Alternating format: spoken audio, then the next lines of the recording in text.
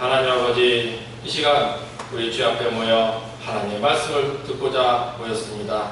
하나님 아버지, 기뻐 받으시사 이 종을 사용하여 주시고 또 우리의 들을 귀를 열어사 이 시간 하나님 말씀을 알아듣게 해주시고 우리로 하나님의 깊으신 뜻을 따라 우리 주 예수를 따라 축복의 길을 전진하게 해주시옵소서.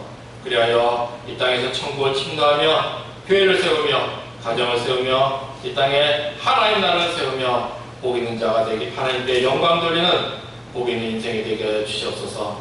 우리 예수 그리스도의 이름으로 간절히 기도합나이다. 아멘. 우리 다 같이 따라하겠습니다. 사랑합니다. 사랑합니다. 감사합니다. 감사합니다. 축복합니다. 축복합니다. 사랑은 연습해야 됩니다. 그냥 탁탁 나가다 아닙니다. 좋은 것을 우리는 자꾸 연습해야 된다는 것입니다. 그런데 우리는 나쁜 것들을, 나쁜 습관들, 나쁜 것들을 연습할 때가 참으로 많습니다. 얼마 전 요즘 애기 엄마들 유행을 보고 깜짝 놀란 적이 있었습니다. 걱정이 된 적이 있었어요. 뭐냐면 아기를 안을 때, 쇼핑몰을 가니까 아기를 안을 때 이 아기가 옛날에 어떻게 합니까? 엄마한테 딱 업히겠어요. 엄마 손잡고 엄마 등 손 붙잡고 딱 앉게 하는데 이제 요즘은 거꾸로더라고요. 밖으로 손을 향하게 해요. 그래서 애가 되게 불안해 보이더라고요. 그래서 애기가 엄마를 못 만지게 하는 것을 봤습니다. 사실 예전에도 어떤 마트에서 장 볼 때 한 애기 엄마가 그렇게 해서 깜짝 저러면 안 될 텐데 놀란 적이 있었는데 이제는 아예 상당수가 그러더라고요. 아예 유행인 것 같아요. 그래서 깜짝 놀랐습니다. 이게 뭐가 문제냐? 손은 제2의 뇌라고 불리는 인간의 신경이 아주 밀집된 곳입니다. 그러니까 그래서 우리 어머니들은 갓난아기 때, 우리 어머니 세대, 우리 전통적인 방법은 갓난아기 때 엄마를 아이 등에 앉든지 앉든지 항상 아이가 엄마를 만질 수 있게 했어요. 예. 그게 중요한 거예요. 그러면 그게 심리적으로 엄마하고 딱 연결이 된다고. 이어져서 아이는 안정을 느끼고 그 결과 정서적으로 안정적인 인물로 자라난다는 것입니다. 예. 그래서 그 말이 뭐냐면 나중에 주위 사람한테 사랑도 베풀고 그런 인정 있는 인물, 그런 인물로 된다는 것이죠. 이것이 바로 우리의 전통적인 육아 방법이었습니다. 그런데 요즘은 이게 희한하게 흘러가지고 그런지 아기가 손으로 엄마 만지면 땀 난다고 그래서 그런지 아예 못 만지게 하는 것을 볼 수가 있습니다. 꽤 많아요. 그러면 어떻게 되겠습니까? 당연히 겉보기는 멀쩡합니다. 그러나 속이 문제라는 것입니다. 얘 뭐냐면 아기 때 엄마하고 심리적 단절을 느낄 수가 있다는 것입니다. 이게 아주 치명적입니다. 아기 때는. 아기 때 그런 별거 다 아닌 것 같은 마음의 상처를 주면 이거는 나중에 뭔가 큰 문제가 나타날 수 있는 것입니다. 예를 들어 커서 사랑을 전혀 베풀지 모르는 사람들이 있어요. 보아 같은 사람들. 예, 엄마하고 딱 되자마자 떨어져가지고 그런 사람들은 이상하게 자기밖에 모르고 주위에는 차가운 인물이 되기가 아주 쉽습니다. 네. 그러니까 갓난아기 때 당한 이런 별거 아닌 상처들은 평생을 간다는 것입니다. 예를 들어 갓 태어난 아기를 태어나자마자 엄마하고 3일 정도 떨어진다. 그러면 그 아이는 자라나면서 평생을 엄마를 미워한다고 합니다. 증오한다고 해요. 예, 제 얘기가 아닙니다. 제 얘기가 아니고 실제 사례. 저 유명한 대천덕 신부님이라고 혹시 아시는 분 있을지 모르겠습니다. 그분 책에 보면 그 말이 나와요. 무슨 사고를 당하는 바람에 부인하고 어린 갓 태어난 딸을 3일, 딱 3일 떨어져 있을 때. 근데 그 아이가 커가면서 평생을 엄마를 미워하더라. 왜 그러냐? 물어봤더니 이유를 모른대요. 왜 그런지 모르는데 그렇게 믿다 그러고요. 네. 그러니까 이렇게 해서 자라나야 돼요. 이렇게 심리적 상처를 입으면서 자라나야 돼요. 나중에 예수님께 나와서 치료를 받으면 다행인데 요즘 세상은, 문제는 요즘 세상은 시도 받을 줄도 모르고 이게 점점점 악화되게 놔둔다는 것입니다. 그렇게 좋지 않은 신경들 놔두면 이상하게 나쁜 쪽으로 악순환이 돼요. 희한합니다. 예. 그래서 강포를 부린 사람들은 더 강포를 부리고 포악한 사람들은 더 포악해지고, 몇 년 전에 대한항공 아주 유명했죠. 갑질. 그 사람들이 처음부터 그런 게 아니죠. 자라나면서 그 나쁜 것들이 점점점 나빠진 것입니다. 예. 예. 그럼 문제가, 근데 이런 일이 사회에 쌓인다는 것입니다. 그러면 어떻게 되겠어요? 점점점 사랑 없는 포악해진 사회가 되는 것입니다. 그러면서 세상은 진짜 종말로 향해 가는 것입니다. 그런 걸 보면은 이 추세가 진짜 종말로 갈 것 같아요. 성경에도 그렇게 되기 때문입니다. 디모데후서 3장에 보면 너는 이것을 알라.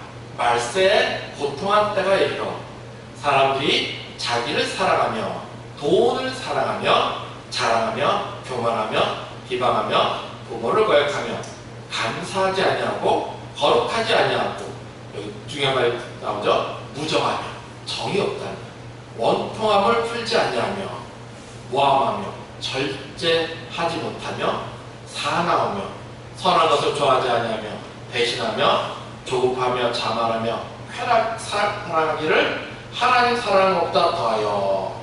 예, 그래서 경건의 모양은 있으나 경건의 능력은 부인하니 이 같은 자들에게서 내가 돌아서라. 예, 말세가 점점 오겠구나. 지금 세상을 보니까 그런 것들을 느껴진다는 것입니다. 예, 그래서 진짜, 근데 이 말을 왜 하느냐? 그런 악인의 영향이 우리도 닿을 수가 있다. 우리 주위에도 우리에게 영향을 줄 수 있는 그런 사람들이 말로 늘어갈 수 있다는 것입니다. 예. 진짜 그래서 이런 추세로 가면 정말 종말 심판이 오겠구나, 그 생각이 섬뜩 들더라고요. 예. 예. 그래서 뭐 어떻다는 말이냐? 손 놓고 가만히 있으면 안 된다는 것입니다.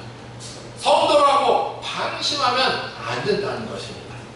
이런 말세의 징조를 보면서 우리 성도는 더욱 정신을 놓으면 안 되고 깨어 있어야 된다는 것입니다. 성경은 말합니다. 깨어 있으라. 깨어 있기를 축원합니다. 예. 그래서 우리 주 예수님께서도 말씀하셨죠. 제자들을 파송하면서 보라, 내가 너희를 보냄이 양을 이리 가운데로 보낸다 같도다. 예. 바로 주님이 우리를 향해서 말씀하신 거예요. 그러면서 동시에 명하셨죠. 그렇게 양을 이리 가운데 보냈으면 어떻게 하라는 말씀이신가? 주님이 명령하셨습니다. 너희는 뱀같이 지혜롭고 비둘기같이 순결하라. 우리가 따라하겠습니다. 뱀같이 지혜롭고 비둘기같이 순결하라. 주님의 지혜입니다. 주님의 방법. 많은 성도들이 순수하기만 됐지 하고 뱀 같은 지혜는 영적인 것이 아니니까 하면서 막 무시하다가 어떻게 됩니까? 고통을 당한다는 거예요. 막 사기꾼한테 사기당하고. 예. 그러나 주님은 분명히 뱀 같은 지혜를 동시에 가지라고 말씀하셨습니다. 그럼 우리가 알아야 됩니다. 뱀 같은 지혜는 무엇인가? 뱀은 사탄의 상징입니다. 그럼 사탄의 지혜를 말할까? 당연히 아니죠. 예. 뱀 같은입니다. 즉 사탄의 지혜에 대항할 그런 지혜, 이거 어디서 얻습니까? 하나님께 얻어야 돼요. 그런 사탄에게 대항할 하나님의 지혜를 받으라는 것입니다. 그런 지혜가 있어야 된다. 예. 대표적으로 어떤 거냐? 전략입니다. 세상적인 전략만 아니에요. 우리도 세상만 전략이 있는 게 아니고 우리도 전략이 있어야 돼요. 잠언 23장 6절, 너희는 전략으로 싸우라. 승리는 지략이 많음에 있느니라. 성경 말씀 그대로 하는 것입니다. 지략은 여러 사람이 운영해서 이끌어내는 전략이 지략입니다. 하나님은 지략이 많으면 승리한다고 말씀하셨어요. 예. 많이들 성경하고 지략하고 관련 없는 것으로 생각하는데 아닙니다. 예. 우리 맞으면은 믿음의 선진들 보면 전략적 사고를 많이 하는 걸 볼 수가 있습니다. 하나님의 지혜 안에 기도를 하면서 하나님의 지혜를 보고 전략적으로 행동하는 것을 많이 볼 수가 있어요. 여호수아가 어떻게 했습니까? 전략적으로 행동했죠. 하나님이 남쪽이 아닌 이스라엘 중간 가나안을 가는데 가나안 중부 지방으로 가야 된다. 딱 캐치하자마자 그것을 이용해서 남쪽을 먼저 정복하고 북쪽을 정복하고 그래서 이스라엘을 가나안 땅을 정복했었던 것입니다. 그 사람만이 아닙니다. 모세, 느헤미야, 다 에스라, 바울 다 전략적입니다. 또 특별히 우리 주님의 아니면 공생의 3년 공생에도 전략적이었음을 우리는 봐야 된다는 것입니다. 들어갈 때 들어가고 나올 때 나오고 전략적으로 우리 주님도 3년간을 철저히 활용하신 것을 우리도 봐야 되겠습니다. 우리는 볼 수가 있습니다. 그러면 우리도 마찬가지로 전략적으로 하나님의 지혜 안에서 우리도 전략적으로 해야 된다는 것입니다. 이 지혜를 받으시기를 예수님 이름으로 축원합니다. 그런데 성경은 뱀같이 지혜롭고 해서 끝나지가 않습니다. 동시에 어떻게 하라? 비둘기처럼 순결하라. 그러니까 하나님 앞에서 성도는 거룩해야 된다는 것입니다. 이렇게 주님 말씀하시길 너희는 뱀같이 지혜롭고 비둘기같이 순결하라. 양쪽 다 어정쩡해서는 안 된다는 것입니다. 그리고 두 가지 다 기억하시면서 오늘은 그래서 이 거룩, 순결을 위해서 팔복을 다시 보겠습니다. 거룩, 예배사, 제자의 삶을 어떻게 하냐. 그러니까 날로 악해지는 이 시대에 우리 같은 흑수저 같은 성도들은 흑수저인 우리 성도들은 어떻게 해야 됩니까? 주님의 해답은 항상 복 있는 자였습니다. 복 있는 자.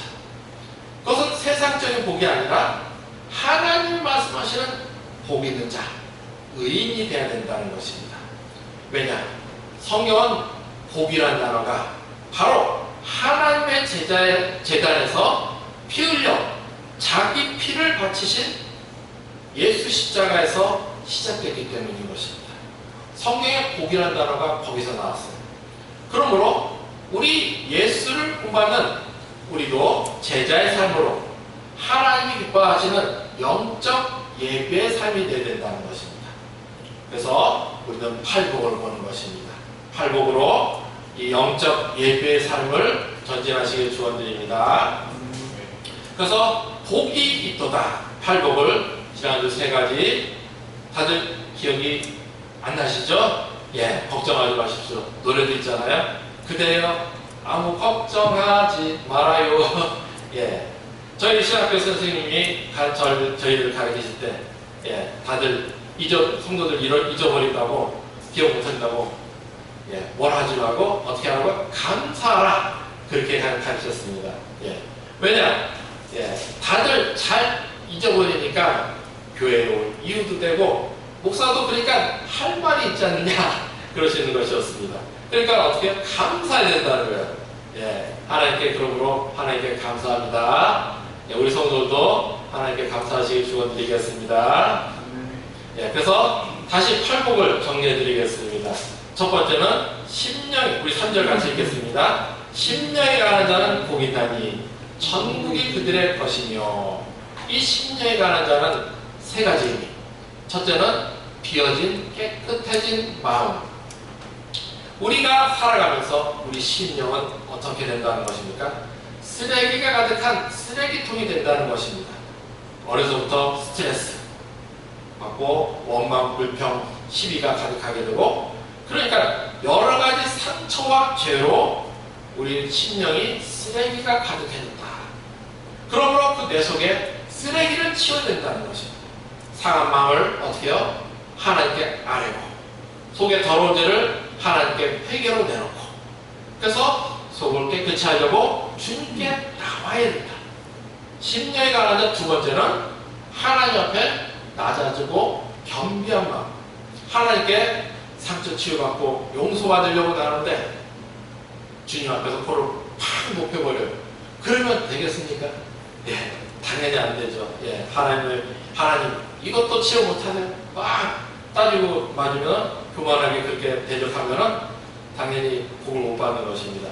하나님 앞에는 나올 때는 나를 낮추고 겸비한 마음으로 나와야 된다. 하나님, 이 미련한 연약한 보잘것없는 인생 나옵니다. 허물 많은 죄 많은 인생 왔습니다. 주제 파악을 해야 된다는 것입니다. 예, 세 번째는 하나님께 나와서 나를 바쳐야 된다. 맡겨야 된다는 것입니다. 이 못난 나이지만 주여 받아주시옵소서. 이제부터 주님을 따르겠습니다. 그래가지고 그러면 하나님이 받아서 인도해 주시는 게 축복의 시작이라는 것입니다. 그래서 천국이 저희 것이며 하나님 말씀하시는 것입니다. 두 번째는 4절입니다. 애통하는 자는 복이 있나니 그들이 위로를 받을 것이며. 이 애통은 인생이 느끼는 최고의 슬픔. 예를 들어 사랑하는 어린 자식이 죽었을 때 그 어미가 아비가 느끼는 그런 슬픔이다. 사전적 의미입니다. 그런데 여기 성경에 써 있으니까 이거는 이 애통하는 것은 무엇인가?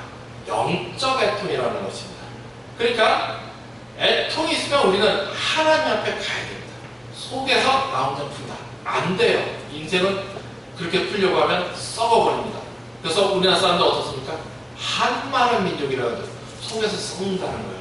예. 하나님께 가야 된다. 주께 올려야 된다. 왜? 그러면 위로받는다는 것입니다. 예. 그래서 나의 마음, 상처, 슬픔, 절망, 그 애통을 하나님께 제사로 올려야 되는 것입니다. 그렇게 일반적인 애통을 하나님께 올릴 뿐만 아니라 더 나가서, 우리는 한 걸음 더 나가서 영적인 애통이기 때문에 하나님 나라와 그의 의를 중심으로 내 자신에 대해서, 우리 가정에 대해서, 이 나라 이 땅에 대해서 하나님 나라가 임하도록 애통해야 된다는 것입니다. 하나님 앞에. 예. 그러면 주께서 불쌍히 여겨주시고 위로해 주신다. 예. 이것이 바로 애통하는 자. 이렇게 심령에 강한 자되어 또 애통하면 하나님께서 위로를 해주신다는 것입니다. 역사해 주신다는 것이죠. 그럼 어떻게 위로를 해주시냐? 8복의 세 번째입니다. 우리 5절 같이 읽겠습니다. 온유한 자는 복이 있나니 그들이 땅을 기업으로 받을 것이며. 온유한 자로 만들어 주신다는 것입니다. 온유한 자. 예, 그러니까 이 온유한 자가 되면 왜? 그들이 땅을 기업으로 받을 것이기 때문입니다. 이 말씀은 예수님이 시편 37편을 11절을 인용한 것인데, 같은 시편을 보니까, 그래서 같은 시편을 보니까 온유한 자가 무엇인지 알 수 있어요.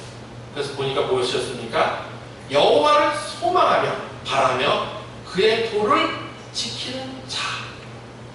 그래서 그 성품이 나타나서 사람들한테 성질도 안 내고 온유할 수 있는 것이죠. 이 사람은 다시 말하면 여호와 하나님의 말씀으로 훈련 연단된 자입니다. 그렇게 온유하면 어떻게 해요? 복을 주신다는 것입니다. 땅을 기업으로 받을 것이며.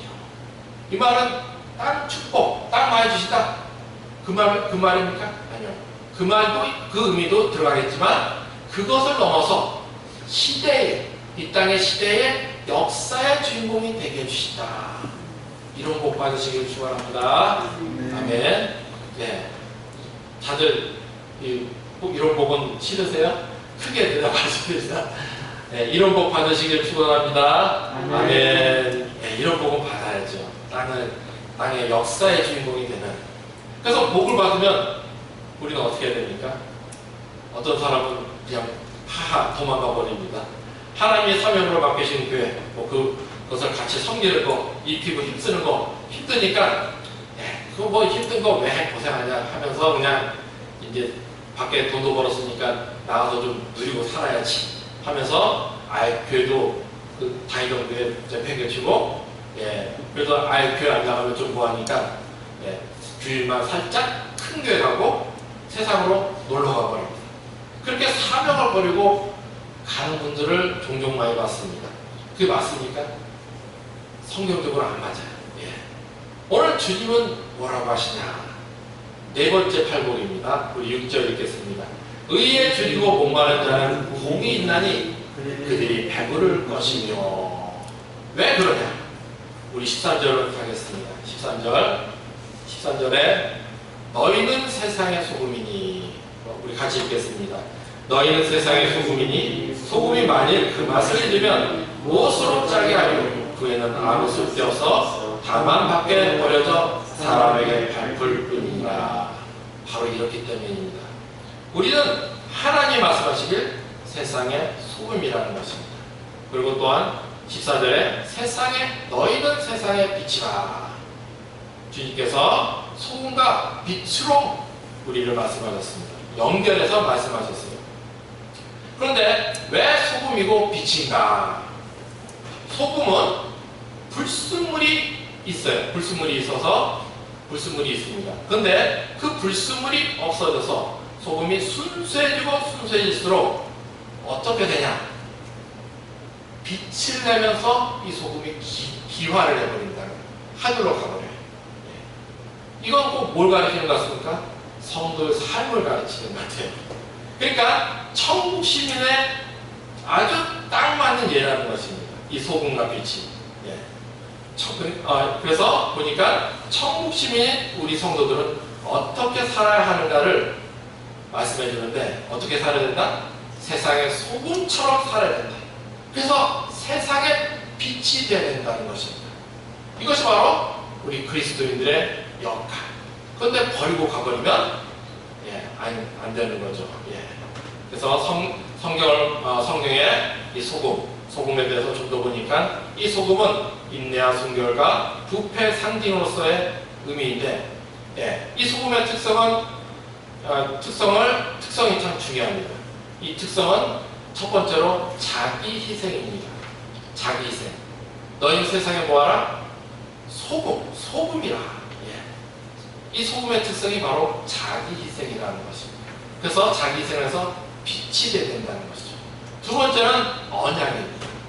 민수기 18장 19절에 나오는데 역대하 13장에도 나오고, 성경에서 소금을 뭐냐 하면 언약의 표시로 사용한다는 것입니다. 그래서 소금 언약이라는 말도 있습니다. 그래서 이 말은 뭐냐? 하나님의 언약, 약속을 믿고 따라야 된다는 것입니다. 그래서 지금도 이스라엘 사람들 소금 얘기하면서 그것을 보면서 언약 백성이라고 믿고 철저하게 따르는 것을 볼 수가 있습니다. 세 번째로 소금의 특성은 해독제 역할을 한다는 것입니다. 열왕기상 2장 같은 데서 보면 나오죠. 소금이 해독제로 사용됩니다. 그러니까 세상에 잘못되고 부패한 것을 해독하는 역할을 성도들이 해야 된다는 것입니다. 이것이 바로 소금의 특성이면서 우리 성도들의 역할이 되어야 된다. 그리스도인의 역할. 그래서 성도는 이 땅에 소금으로 살아서 세상의 빛이 되어야 된다. 그렇지 않으면 어떻게 된다고요? 바로 13절, 다음엔 밖에 버려져 사람에게 밟힌다는 것입니다. 고난이라는 것이죠. 그래서 우리는 더욱더 소금으로서 순수해져야 되는데, 그렇게 소금이 되면 어떻게 된다고요? 빛이 된다는 것입니다. 그래서 16절 우리 다 같이 읽겠습니다. 이같이 너희 빛이 사람 앞에 비치게 하여 그들로 너희 착한 행실을 보고 하늘에 계신 너희 아버지께 영광을 돌리게 하라. 이런 복임자 되시길 축원드립니다. 아멘.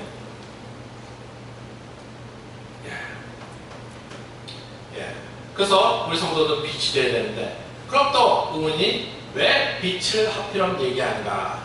성경의 빛은 생명을 의미하기 때문입니다. 또 빛이 나오면 어둠을 몰아내는 것을 의미하기 때문이에요. 어둠은 싸워서 이길 수가 없어요. 그러나 그럼 어떻게 어둠을 물리칩니까? 어둠은 빛이 들어오면 물러간다는 것입니다. 성경 창세기 1장에 그 말이 나와요. 우리는 그것을 배워서 적용해야 된다는 것입니다. 그래서 천국시민은 어딜 가도 세상의 소금 역할을 해야 된다. 그래서 이 소금 역할을 해야 된다는 것입니다. 그러므로 네 번째 복이 바로 6절, 의에 줄이고 목마른 자는 복이 있나니 그들이 배부를 것이며 주님이 말씀하시는 것입니다. 이 의는 우리가 생각하는 일반적인 의가 아닙니다. 주의할 것이 이 의는 그런 의가 아니고 하나님이 말씀하시는 의, 하나님의 의를 말하는 것입니다. 그 나라와 그의 의. 그래서 우리가 어떻게 됩니까? 나라가, 가정이 나의 산업이 위태한 걸 보면, 교회가 위태한 걸 보면 우리는 먼저 하나님 방법으로 해야 된다는 거예요. 어떻게요?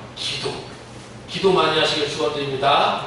네, 삶으로 하나님 따르면, 예수를 따르면 우리는 기도하는 사람이 되어야 된다는 거예요. 그런데 특이한 게 있습니다. 잘 보세요. 여기 주님이 의로운 자가 복 있다고 하지 않으셨어요. 의에 줄이고 목마른 자, 이 말에 주의해야 됩니다. 예. 그러니까 우리가 복 받으면 까딱하면은 나 혼자 잘 먹고 잘 살려고 하기가 쉽습니다. 예. 그런데 어떻게 된다? 복 받으면 이제는 의에 줄이고 목마른 자가 되어야 된다는 것입니다. 예. 이렇게 목마른 자. 왜 목마른 자냐? 우리가 세상이나 사람은 항상 목말라 하기 때문입니다. 그런데 그러니까 우리는 세상의 재물, 명예 이런 것에 얼마나 목말라 합니까? 그런데 그거는 아무리 가져봐도 어떻습니까? 목말라요. 그래서 우리 주님이 십자가에서 돌아가실 때 7마디의 말씀하시는데 그 중에 한마디가 내가 목마르다입니다. 주님이 목마르신 것도 있지만 일부러 주님이 하신 거예요. 이건 뭐냐? 예. 인간의 고통을, 갈급한 인간의 고통을 대신해서 주님께서 십자가는 뭐예요? 인간의 짐을 대신 지시는 거예요. 그 중에 하나가 갈급한 고통이 있다는 거예요. 인간의 고통, 그 고통을 대신해서 말씀해 주시는 것입니다. 인간이 추구하는 바는 아무리 갖추어도 배고프고 목마르다는 것입니다. 그래서 하나님의 짐을 지면, 하나님을 따라가면 배부르게 된다. 그러므로 그 말은 뭐냐? 축복받기 전에도 우리는 주님의 의를 구하는 자가 되어야 됩니다. 그러다가 이제 하나님이 복 주셔서 그 축복을 받으면 이제는 뭐가 되어야 된다? 아예 의에 줄이고 목마른 자가 되어야 된다. 의에 줄이고 목마른 자 되시길 축원합니다. 네. 그러니까 내 문제 좀 해결되고 평안해졌으면 이제 나에게서 내 집 그리고 이 나라 이 땅에 어디를 보면서든지 항상 하나님 나라와 그의 뜻을 중심으로 타는 목마름으로 기도하는, 구하는 그런 사람이 복이 있다는 것입니다. 왜? 주님 약속하시길 그들이 배부를 것이며 하나님이 그 부르짖음에 채워주신다는 것입니다. 진짜 평안한, 배부른 사람이 된다. 성경의 그런 대표적인 사람이 한나입니다. 한나, 누구냐? 이게 그는 누구냐면 구약 사무엘 선지자의 엄마입니다. 이 사무엘 선지자 엄마 한나는 처음에는 그저 자녀가 없어서 기도했습니다. 그리고 또 경쟁자인데 둘째 부인 나가 자꾸 자녀 없다고 자기를 갖다가 후벼파면서 괴롭힌 것 때문에 기도를 시작했습니다. 근데 이분이 기도하면서 그 기도 내용이 바뀌었습니다. 신앙이 좀 쌓인 거죠. 쌓여가지고 이제 하나님을 보고 하나님 나라와 그의 뜻을 중심으로 기도를 했습니다. 그래서 아들을 주시면 주님의 뜻을 위해 바치겠나이다. 이런 소원 기도를 해요. 처음부터 그런 게 아니고 이게 바뀐 겁니다. 성령 충만해가지고 점점 바뀐 것이죠. 그 결과 하나님께 받은 아들이 사무엘 선지자. 사무엘이라는 이름 뜻은 하나님은 기도를 들으신다. 이분이 나중에 어떻게 되겠어요? 이 한나가 후일 그 귀한 아들이 이제 제대로 못 살면 그 부모가 마음이 아플 텐데 이제 이스라엘 민족을 전체를 다스리는 위대한 선지자가 되어 하나님의 역사를 행하는 것을 보며 하나님의 백성을 구하는 것을 볼 때 이 어머니의 마음은 너무너무도 배불렀을 것입니다. 그러므로 우리 성도들도 이런 배부른 자 되시길 축원드립니다. 아멘. 주님은 선포하십니다. 우리 같이 읽겠습니다. 6절 의에 줄이고 목마른 자는 복이 있나니 그들이 배부를 것이며. 네. 5번째입니다. 우리 7절 같이 읽겠습니다. 긍휼히 여기는 자는 복이 있나니 그들이 긍휼히 여김을 받을 것이며. 우리 역대 대통령들 중에 기독교인 대통령들이 여러 분 있었습니다. 근데 다 같이 참으로 창피를 많이 당했습니다. 왜 그런가? 팔복을 보니까 깨닫는 것이 있었습니다. 어떤 이들은 이 사람들이 팔복을 적용을 안 했어요. 어떤 이들은 하나님의 의의를 처음에는 구하다가 나중에는 잊어버렸어요. 복 받으면 갈급해져야 되는데, 더 찾아야 되는데 잊어버렸죠. 또 어떤 이들은 긍휼을 모르는 것을 볼 수가 있습니다. 예를 들어 이명박 전 대통령, 이분은 원래는 아무도 죄를 못 찾았어요. 예, 근데 어떻게 발각되느냐?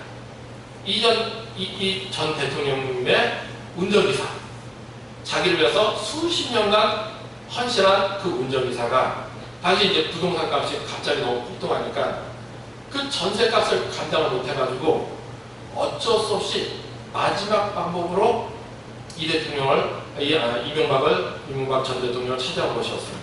모자란 돈을 좀 제발 좀 어떻게 좀 빌려주시옵소서 하면서 사정했다고 합니다.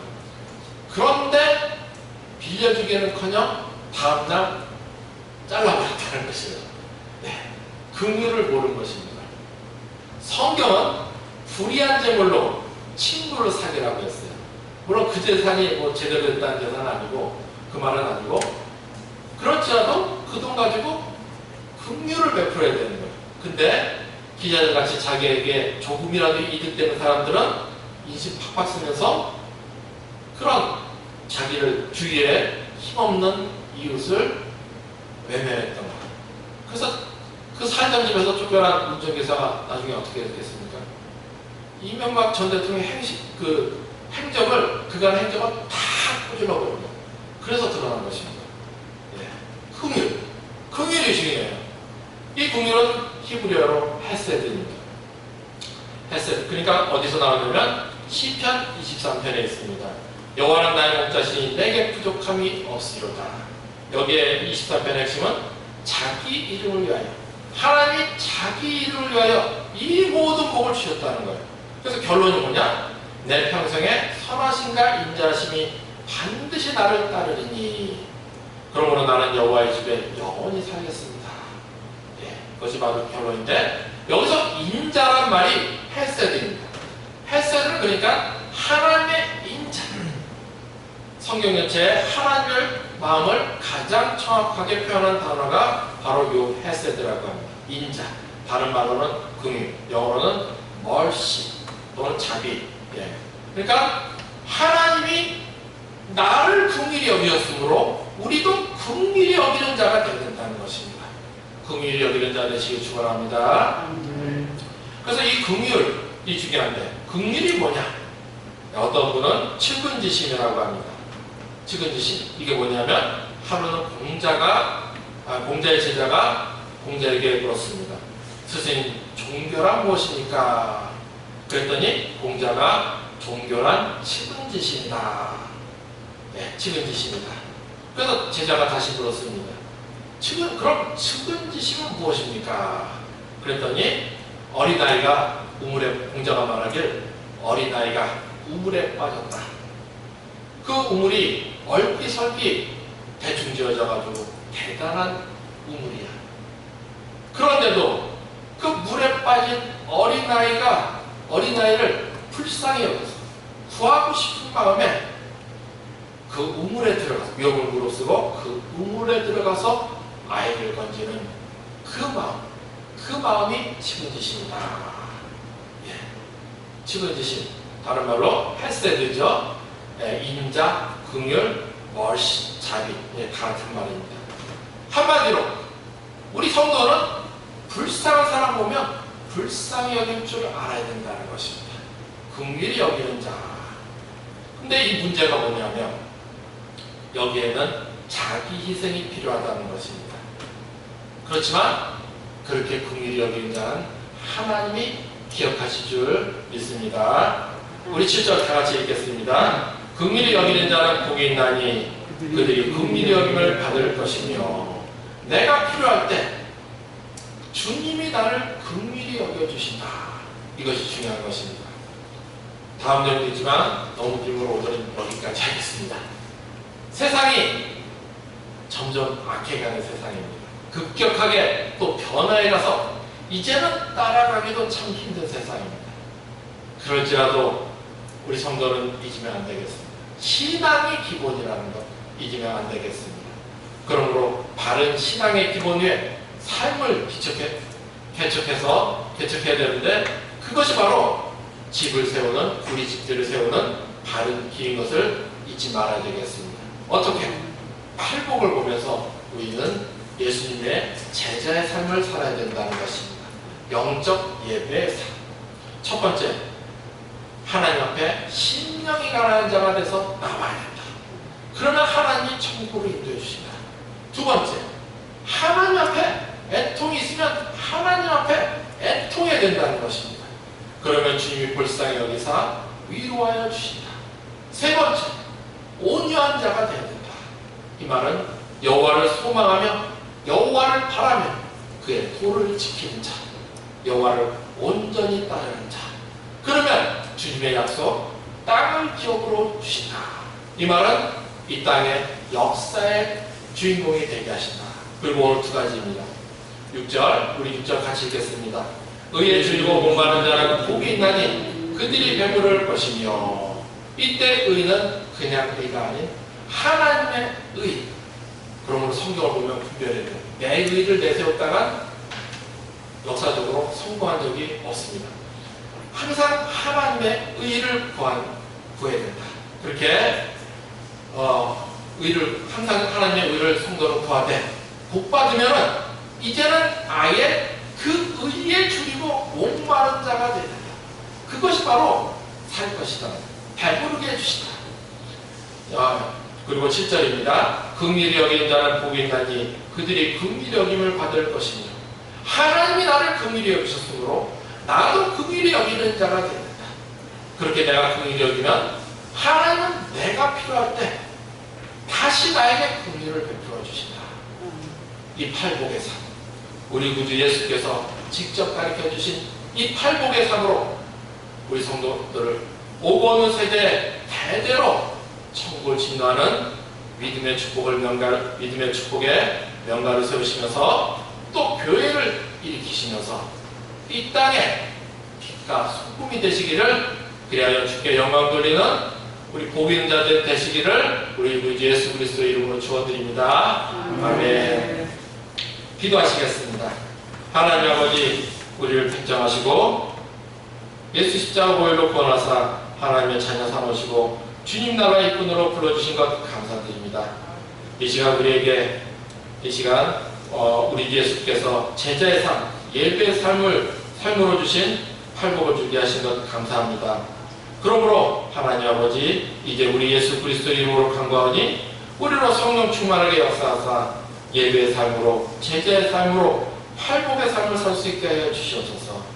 그리하여 이 땅에 이 말세 때 오고 오는 세대 믿음의 축복의 명가를, 교회를 세우게 해주시고, 또 이 땅의 소금의 역할로 주의 빛을 크게 발하여 우리 하나님 아버지께 영광을 돌리며 예수 복음의 증인들 되는 그런 복 있는 자들 되게